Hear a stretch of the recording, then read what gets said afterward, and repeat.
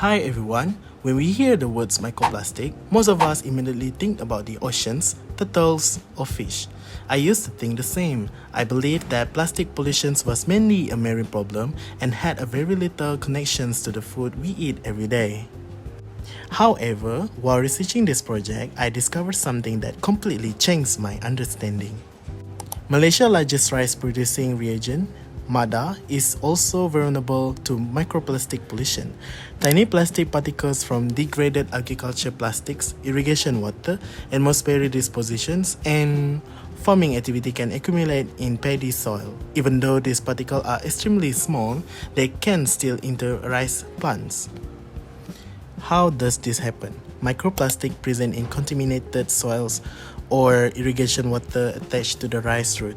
Some particles are small enough to move through tiny openings in the root tissue before being transported by the xylem into different parts of the plant, including the stems and eventually the grains. Once inside the plant, they trigger oxidative stress by increasing reactive oxygen species or ROS. This damages important biological processes such as photosynthesis, nutrient absorption, and gene expression.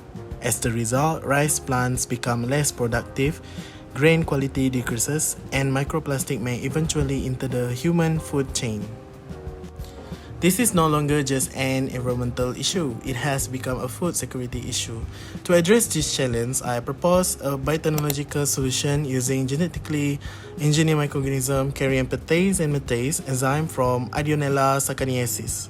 These enzymes are able to break down PET microplastic into much simpler compounds, therapeutically acid and ethylene glycol, which can be further degraded naturally.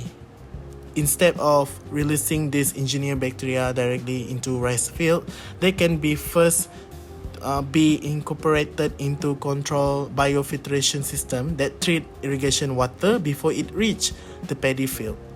This preventive approach reduces the amount of microplastic entering the agriculture ecosystem while lowering environmental risks.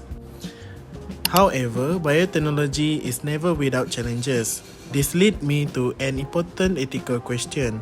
For example, is it ethically acceptable to solve pollution that humans create by modifying the genetics of living organisms? Personally, I believe the answer is yes, but only with responsibility.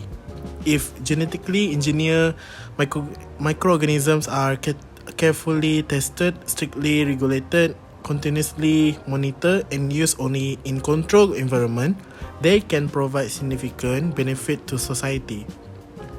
On the other hand, deploying them without proper biosafety assessment could introduce new ecological risks, such as horizontal gene transfer or unintended effects on natural microbiome communities.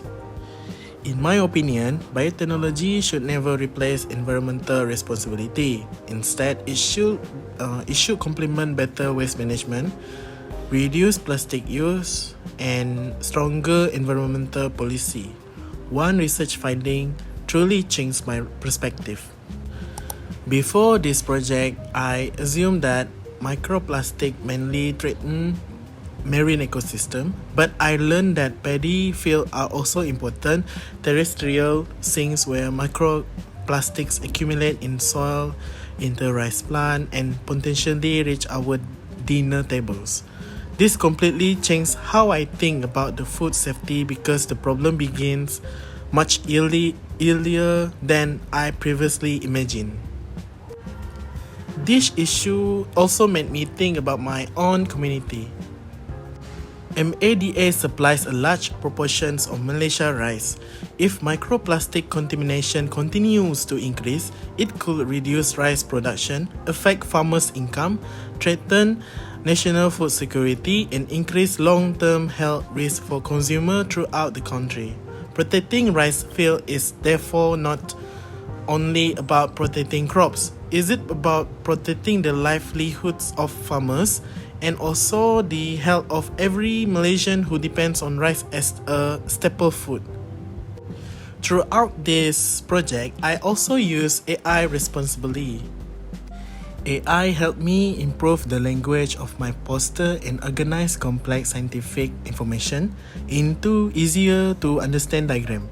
However, I did not simply trust every response. For example, like AI initially suggests me that there was a direct evidence of several microplastic contamination, specifically in MADA.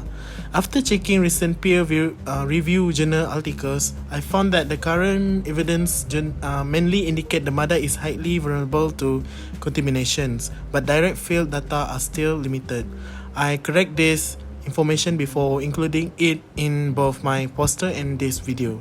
This remind me that AI is useful assistant, but again, scientific accuracy always depend on human verification.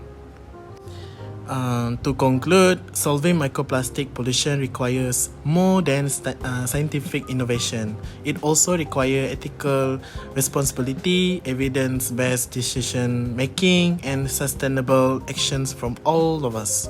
Biotechnology has a potential to become parts of the solution, but protecting our future food supply ultimately depends on how wisely we choose to use science.